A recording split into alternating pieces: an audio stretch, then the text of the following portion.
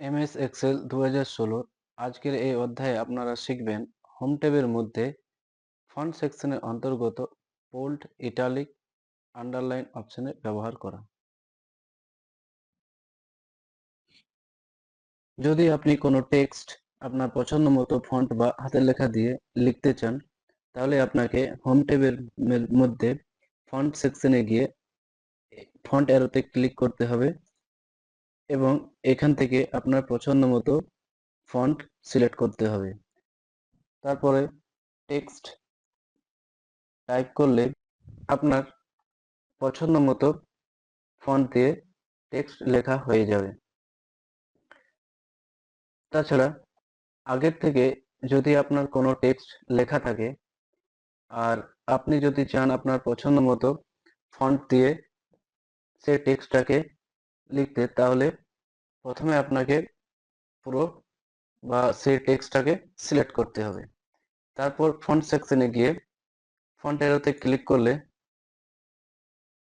এখান থেকে আপনি আপনার টেক্সট চেঞ্জ হতে দেখতে পাবেন। এখান থেকে আপনার যেটা পছন্দ মনে হয় সেটা আপনি ইউজ করতে পারবেন। এই একইভাবে আপনি যদি চান আপনার ফন্ট সাইজ চেঞ্জ করতে, তাহলে প্রথমে আপনাকে টেক্সটটা সিলেক্ট করতে হবে, তারপর ফন্ট সাইজের অ্যারোতে ক্লিক করতে হবে। এখান থেকে আপনি আপনার পছন্দ মতো সাইজ সিলেক্ট করতে পারবেন। তাছাড়া ইনক্রিজ ইনডেন্ট ও ডিক্রিজ ইনডেন্টের মাধ্যমেও আপনি আপনার ফন্টের সাইজ ছোট বড় করতে পারবেন।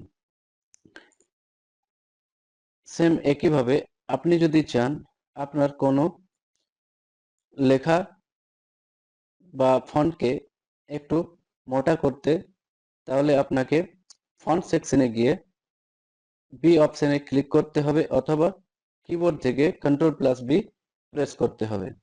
তাহলে আপনার লেখা একটু মোটা হয়ে যাবে। আর এই বোল্ড অপশনটা যদি হটাতে চাই, তাহলে ফন্ট অপশনে গিয়ে পি অপশনটায় ক্লিক করতে হবে অথবা কিবোর্ড থেকে Ctrl+B প্রেস করতে হবে। তাহলে বোল্ড অপশনটা হেঁটে যাবে। সেম একইভাবে যদি আপনি চান কোনো টেক্সটকে ইটালিক করতে, তাহলে ফন্ট অপশনে গিয়ে আই অপশনটায় ক্লিক করতে হবে অথবা কিবোর্ড থেকে Ctrl+I প্রেস করতে হবে। তাহলে এখানে লেখাটা আমার একটু হেলানো হয়ে যাবে বা ইটালিক হয়ে যাবে। এখানে দেখুন আমার লেখাটা ইটালিক হয়ে গেছে। আর এই ইটালিক অপশনটা হটানোর জন্য আপনাকে পুনরায় আই অপশনটায় ক্লিক করতে হবে অথবা কিবোর্ড থেকে Ctrl+I প্রেস করতে হবে। যদি আপনি চান কোনো লেখার নিচে আন্ডারলাইন নিয়ে আসতে, তাহলে আপনাকে ফন্ট সেকশনে গিয়ে আন্ডারলাইন অপশনে ক্লিক করতে হবে।